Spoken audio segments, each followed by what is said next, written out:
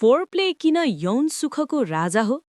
यो कुरा मात्र किताबी होइन, विज्ञानले प्रमाणित गरेको र तपाईँको बेडरुममा ट्राई गरेपछि महसुस हुने कुरा हो। सेक्स भनेको हतारमा लिङ्ग योनिमा हाल्ने खेल होइन, यो त एक तातो, चिप्लो र कराहट भरिएको यात्रा हो। जब तपाईँ फोरप्लेमा लाग्नुहुन्छ, किसिङ, छुने, च्याट्ने वा मसाज गर्दा तपाईँको ब्रेनले अक्सिटोसिन नामको लभ हर्मोन रिलिज गर्छ, जसले तपाईँ र पार्टनर बीचको भावनात्मक बन्धन मजबुत बनाउँछ, ट्रस्ट बढाउँछ र यौन उत्तेजना तीव्र पार्छ। यो हर्मोनले महिलाको योनिलाई प्राकृतिक रूपमा लुब्रिकेटेड बनाउँछ, अर्थात् योनिबाट चिप्लो पानी निस्कन्छ, जसले सेक्सलाई दुखाइ रहित र मजाको बनाउँछ। यदि फोरप्ले कम भयो भने योनि सुक्खा रहन्छ, घर्षण बढ्छ र आनन्द घट्छ, जस्तो कि कुनै लुब बिना चिक्ने जस्तो दुखाइ। यसबाहेक फोरप्लेले डोपामिन, सेरोटोनिन र एन्डोर्फिन्स जस्ता खुसीका केमिकलहरू रिलिज गर्छन्, जसले मुडलाई उचाइमा पुर्याउँछ, तनाव कम गर्छ र अर्गाजमलाई मजबुत र लामो बनाउँछ। विज्ञानले भन्छ फोरप्लेले अराउजल बिल्डअप गर्छ, जसले अर्गाजमलाई बढी प्लेजरेबल बनाउँछ। मतलब राम्रो फोरप्लेपछि आउने कमिङ एकदमै तीव्र र जङ्गली हुन्छ। अब मुख्य कुरा, योनि र क्लिटोरिसलाई कसरी उत्तेजित गर्ने, अलि छाडा तरिकाले व्याख्या गर्दै। महिलाको क्लिटोरिस भनेको यौन आनन्दको सुपर हिरो हो। यसमा 10,000 भन्दा बढी नर्भ एन्डिङ्स हुन्छन्, जसलाई सही तरिकाले छुने वा चाट्दा पुरै शरीर थरथराउँछ। योनिको बाहिरी भाग वानी ल्याबिया र आउटर थर्डमा पनि धेरै नसाहरू हुन्छन्, जसलाई फोरप्लेले जगाउँछ।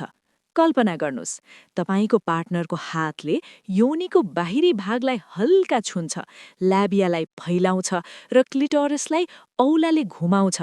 योनिका भित्ताहरू तन्किन थाल्छन्, भित्रबाट चिप्लो पानी बग्न थाल्छ र एक तातो कर्कराउने उत्तेजना फैलिन्छ, जसले उनीहरूको योनिलाई लिङ्गका लागि भोक लागेको जस्तो बनाउँछ।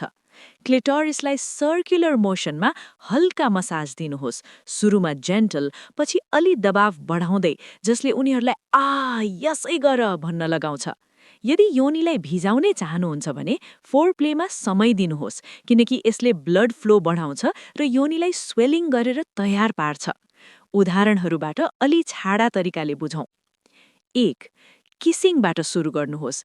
गहिरो, जिब्रो मिसाउने किसले अक्सिटोसिन रिलिज गर्छ र अराउजल बढाउँछ।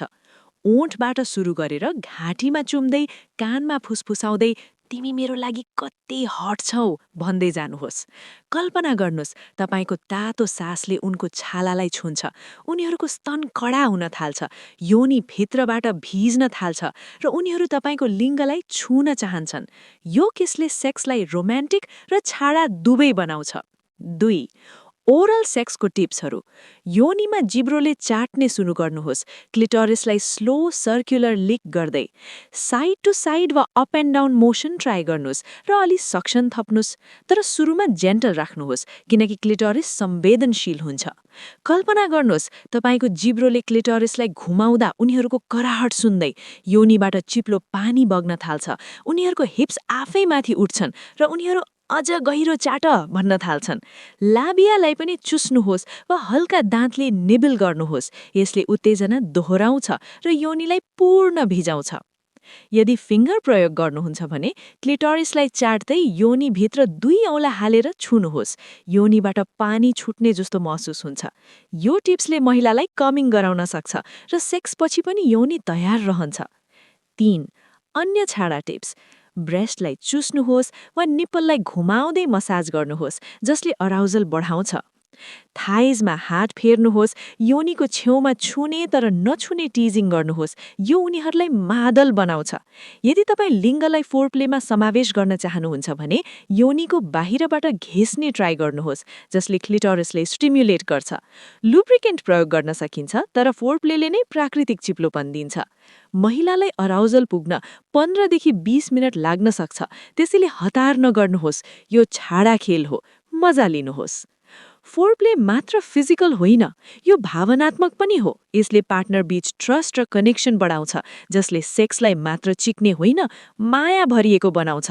यदि फोरप्ले राम्रो भयो भने अर्गाजम धेरै तीव्र हुन्छ र धेरै महिला क्लिटोरल स्टिमुलेसन बिना मात्र योनिबाट कम पाउँदैनन्। निष्कर्षमा भन्नुपर्दा फोरप्ले बिना सेक्स अधुरो र सुक्खा हो। यो हतारमा कमिङ गरेर मजा हराउने जस्तो। यसलाई आफ्नो यौन जीवनको राजा बनाउनुहोस्, समय दिनुहोस्, छाडा तरिकाले एक्सपेरिमेन्ट गर्नुहोस्, पार्टनरसँग कम्युनिकेट गर्नुहोस् र हेर्नुहोस् कसरी आनन्द चरममा पुग्छ र उनीहरू तपाईलाई फेरि फेरि चाहन्छन्।